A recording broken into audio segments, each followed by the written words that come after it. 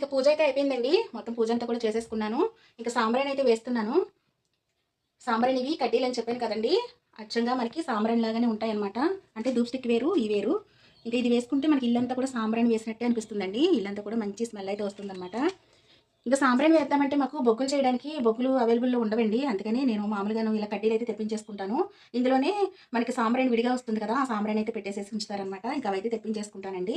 ఇంకా మంచిగాను దేవుడికైతే పొగంతా వేస్తున్నాను అనమాట. అమ్మవారికి ఈరోజు ఇష్టం కదా దుర్గమ్మ తల్లికి, ఇలా పొగ వేసుకుంటే ఇల్లంతా కూడాను. ఇంకా మొత్తం అయితే అన్ని మూలల్లో కూడా వేస్తానండి, అన్ని రూమ్స్ను.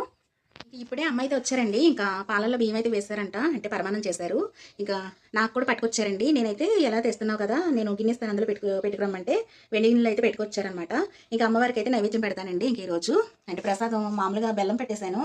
అట్టుపళ్ళు కూడా లేవండి, ఇంకా తెచ్చేవాళ్ళు ఎవరు లేరనమాట. పిల్లలు స్కూల్కి వెళ్ళిపోయారు కదా, ఇంక ఈయన కూడా లేరు. అందుకని ఇంకా ప్రసాదం అయితే అమ్మవారికి పెట్టేస్తాను.